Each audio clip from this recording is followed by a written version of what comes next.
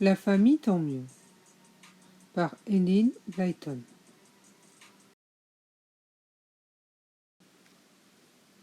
Chapitre 3. Le déménagement. Enfin le jour du déménagement arriva. Les enfants s'éveillèrent de très très bonne heure dans la maison de bonne maman. Il faisait beau, heureusement, car personne n'aime déménager un jour de pluie. À part quelques chaises, il n'y avait pas de meubles à transporter. L'essentiel était déjà dans les roulottes. Même les matelas et couvertures étaient préparés sur les couchettes. Les ouvriers avaient complété l'installation en étendant sur le sol un épais linoléum gris qui remontait légèrement le long des parois en guise de plinthe pour éviter tout courant d'air. Par-dessus, tout était disposé, les descentes de nuit gris clair qu'avaient choisi les enfants. « Moi, ce que j'aime, c'est notre joli lavabo, dit Nicolas, tandis qu'il prenait rapidement son petit déjeuner avec ses sœurs. Marie-Jo, tu as vu le grand réservoir sur le toit? Quand il est rempli, il n'y a plus qu'à tourner le robinet, et l'eau coule, exactement comme chez bonne maman. Il y a aussi une petite citerne sous la roulotte, remarqua Elisabeth. Il faut la garder pleine d'eau. Après, on pompe pour alimenter le réservoir du toit. Nos 3 couchettes sont épatantes, continue Nicolas. Je choisis celle du bas, puisque je suis l'aîné. Marie-Jo, tu prendras celle du milieu, et laissons celle du haut à Tournette. Quelle chance, s'écria celle-ci ravie. Je pourrai y grimper tous les soirs. Ce sera bien amusant. Papa avait loué une camionnette à remorque pour emmener la famille jusqu'à l'endroit où se trouvaient les roulottes. Dans la remorque, on entassa les malles de vêtements ainsi que tout un bric-à-brac. Plusieurs chaises, 1 ou 2 tabourets, la table à ouvrage de maman, quelques tableaux, une caisse de vaisselle, des ustensiles de cuisine, enfin, des valises pleines de jouets et de livres. Bonne maman agitait son mouchoir. « Je viendrai goûter avec vous la semaine prochaine, quand vous serez installés. »« Au revoir, cria la famille tant mieux. La voiture s'ébranla, sa remorque cahotant par derrière. « Je suis la plus heureuse fille du monde, affirma Elisabeth, sa petite figure toute rose de plaisir. Je vais vivre dans une maison à roulettes. Les enfants eurent de la peine à contenir leur impatience pendant le trajet, mais enfin on arriva. Les roulottes étaient bien là. Elles paraissaient tout à fait neuves et très élégantes dans leurs jolis manteaux crème rouge. Les enfants dégringolèrent des voitures et se précipitèrent pour ouvrir la barrière. La camionnette et sa remorque pénétrèrent lentement dans le pré en sautant à chaque inégalité du terrain, puis s'arrêtèrent près des roulottes. Oh, surprise! Sur chaque roulotte, au-dessus de la porte, papa avait fait peindre en belles lettres rouges « Tant mieux ». Papa donna les clés à Nicolas qui se hâta d'ouvrir les portes. Une forte odeur de peinture prenait à la gorge, mais cela ne durerait pas. Il jeta dans les roulottes un regard admiratif. Elles semblaient vraiment charmantes, si propres, si gaies, si étincelantes. Le cœur de Nicolas bondit de joie. Comment on allait être heureux là-dedans? Marie-Joëlle le rejoignit toute heureuse. Bonne maman a eu une fameuse idée d'assortir nos rideaux et nos édredons. Et notre lavabo, avec ses robinets qui brillent, il fait joliment bien. Et nos tapis par terre, c'était un chic. Ah, papa a tenu sa promesse. Regarde, il a fabriqué des étagères pour nos livres. À eux seuls, ils décoreront la pièce. Les rideaux battirent gaiement au vent lorsque Marie-Joëlle ouvrit les fenêtres. L'air doux de l'été entra dans la roulotte en même temps que la murmure des arbres. « Nick, Marie-Jo, venez m'aider » appelait papa qui se tenait près de la remorque. « Prenez les chaises. Maman et moi nous porterons les paquets. » Quel plaisir de déballer chaque objet et de lui trouver une place. Dans l'un de ces placards, maman dispose soigneusement le service de porcelaine avec l'aide de Marie-Joëlle. À son tour, Nicolas réclame sa sœur pour installer leurs livres sur les étagères et mettre les jouets dans un placard. Puis, tous deux aidèrent à sortir leurs vêtements des malles et à les plier proprement avant de les ranger. Il y avait tant à faire qu'au moment du déjeuner, Ils prirent après le temps de dévorer les sandwichs que bonne maman leur avait préparés.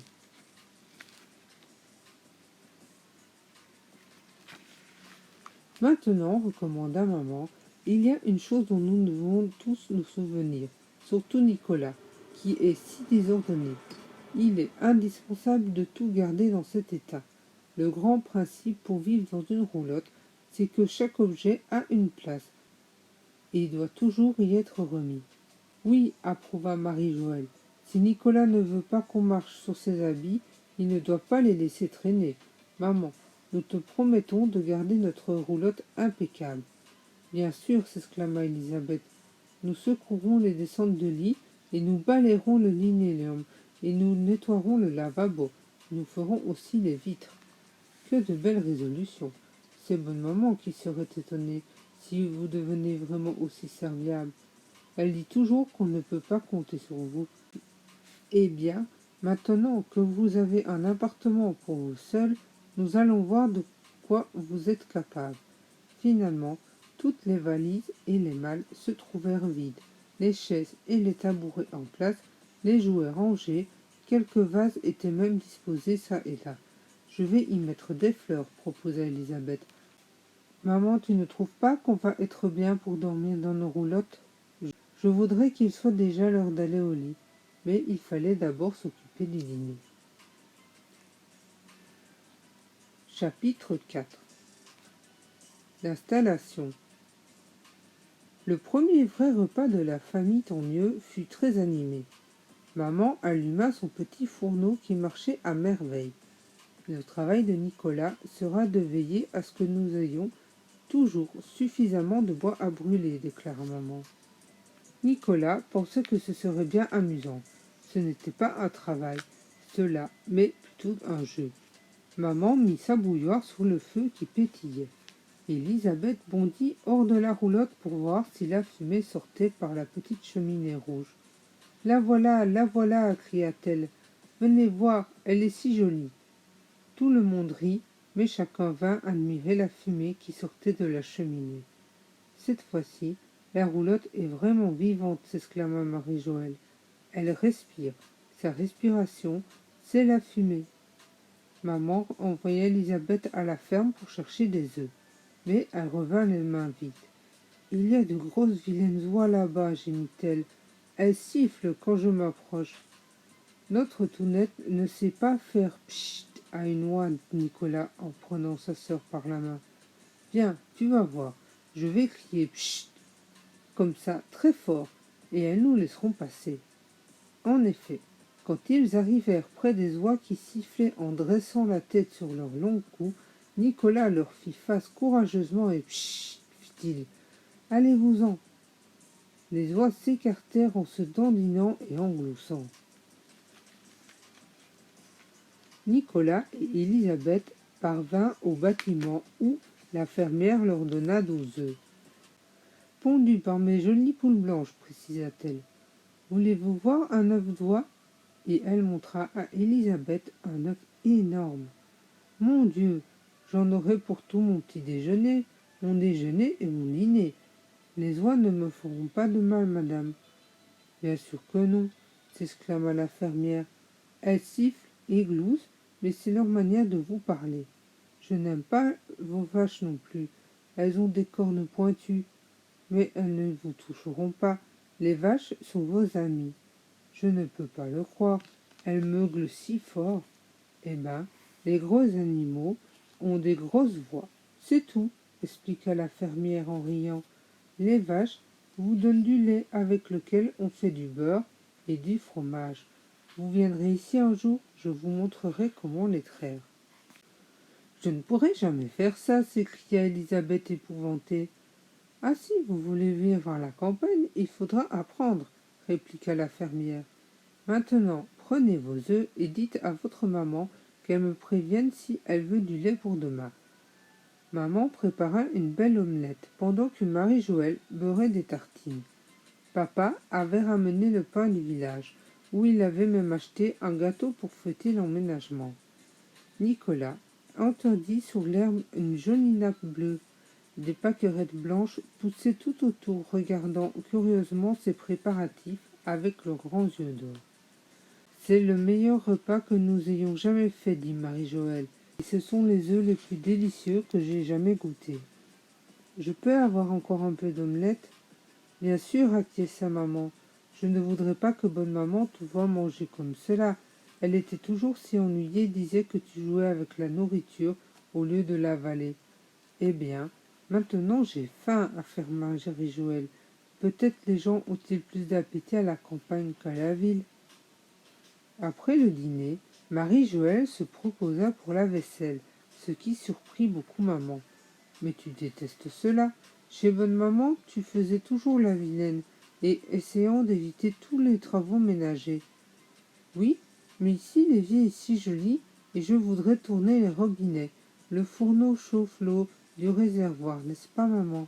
Donc, elle peut couler chaude ou froide.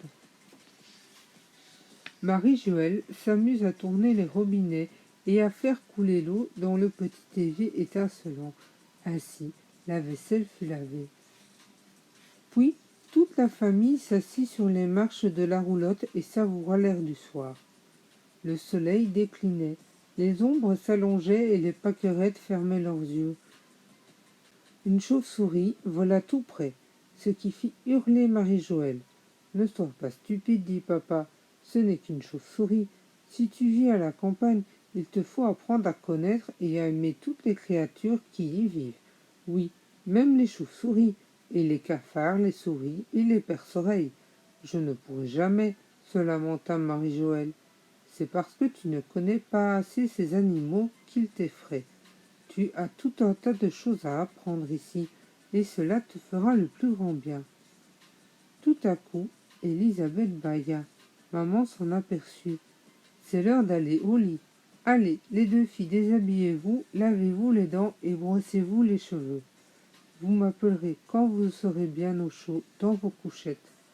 En qualité d'aîné, Nicolas peut rester avec nous jusqu'à ce que vous soyez prêtes. » Pour la première fois de sa vie, aucun enfant ne fit la difficulté. Dormir sur une couchette dans une roulotte avec le champ tout autour et des vaches paissant tranquillement, ça c'était drôle, c'était vraiment très drôle. « C'est l'heure d'aller au lit? Tant mieux, s'écria Élisabeth.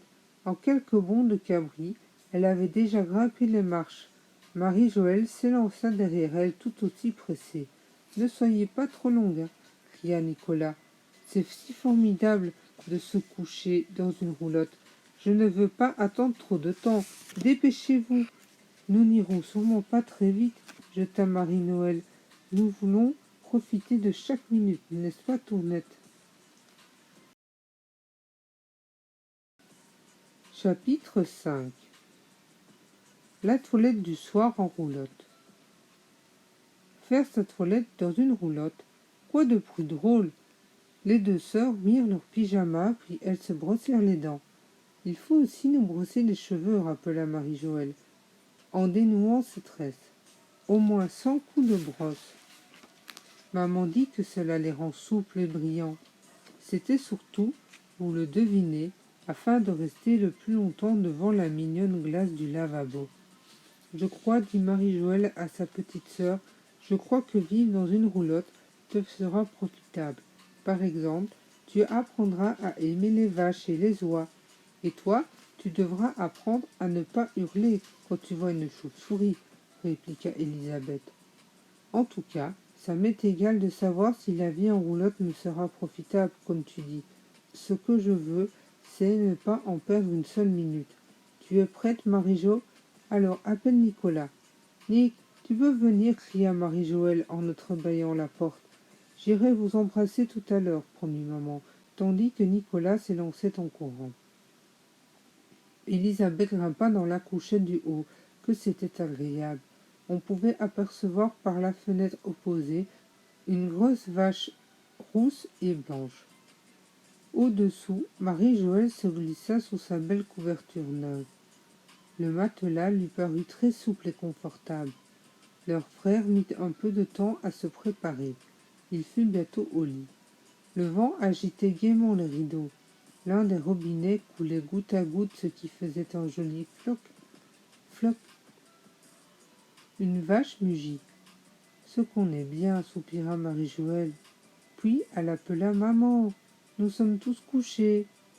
Maman courut pour les embrasser et les border.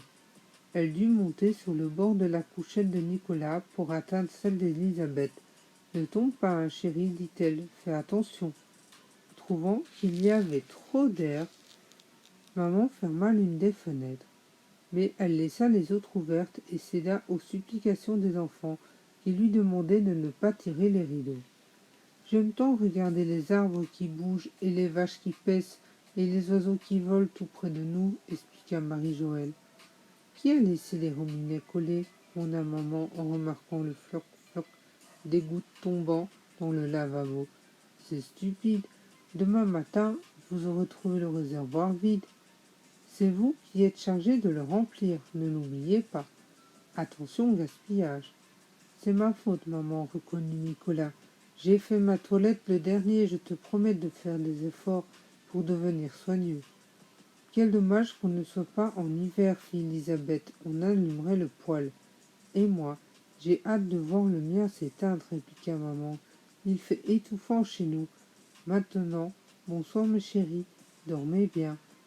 Mais lequel aurait pu s'endormir aussi vite pour sa première nuit en roulotte? Sûrement pas Elisabeth, ni Marie-Joëlle, et encore moins Nicolas. C'était beaucoup plus amusant de bavarder. Je vois d'ici une vache qui rumine, lance Nicolas. Dis donc, Tournette, tu sais ce que ça veut dire, ruminer? Je vais t'expliquer. La vache avale tout de suite l'herbe qu'elle broute. Ensuite, elle la ramène à sa bouche et la mâche autant qu'elle le veut.